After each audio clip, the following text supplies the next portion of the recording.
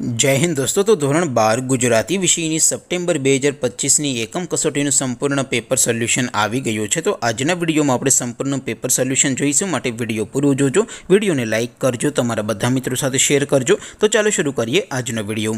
દોસ્તો ધોરણ 12 ગુજરાતી વિષયની સપ્ટેમ્બર 2025ની એકમ કસોટીનું સંપૂર્ણ પેપર સોલ્યુશન પીડીએફ ફોર્મેટમાં ડાઉનલોડ કરવા માટેની લિંક આ વિડીયોના ડિસ્ક્રિપ્શનમાં આપેલી છે।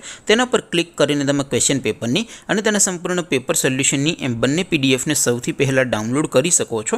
અથવા તો દોસ્તો પેપર સોલ્યુશનની પીડીએફ ડાઉનલોડ કરવા માટે તમારે ગૂગલ ઉપર સર્ચ કરવાનું છે www.mygkguru.in। આ વેબસાઇટ તમે સર્ચ કરશો એટલે જે પહેલી લિંક આવશે એના ઉપર તમારે ક્લિક કરવાનું છે। જેવું ક્લિક કરશો એટલે સોલ્યુશન માટેની mygkguru.in આ વેબસાઇટ ઓપન થઈ જશે। વેબસાઇટ ઓપન થયા પછી તમે થોડાક નીચે જશો તો ત્યાં તમને એકમ કસોટીના સોલ્યુશન માટેના ધોરણ વાઇઝ લીલા રંગના બોક્સ જોવા મળશે। દોસ્તો અહીંથી તમે કોઈ પણ ધોરણની બધા જ વિષયોની એકમ કસોટીના ક્વેશ્ચન પેપર અને તેના સંપૂર્ણ પેપર સોલ્યુશનની પીડીએફને સૌથી પહેલાં ડાઉનલોડ કરી શકો છો। જેમ કે દોસ્તો અત્યારે હું ધોરણ 12 માટે સ્ટડી 12 વાળા બોક્સ ઉપર ક્લિક કરીશ। જેવું ક્લિક કરશો એટલે નવું પેજ ઓપન થશે।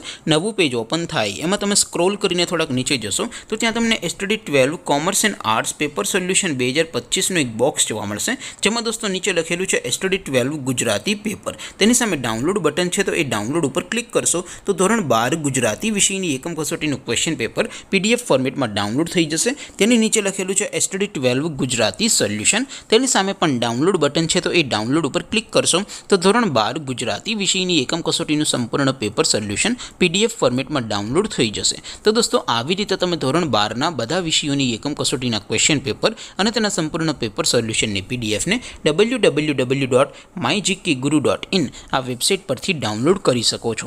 તેમ છતાં કોઈ ક્વેરી હોય, કોઈ પ્રશ્ન ન સમજાતો હોય તો નીચે કોમેન્ટ કરીને પૂછી શકો છો। અધરવાઇઝ આપણે નવા વિડીયોમાં મળીશું, ત્યાં સુધી રજા આપો। આવજો દોસ્તો, જય હિન્દ, વંદે માતરમ।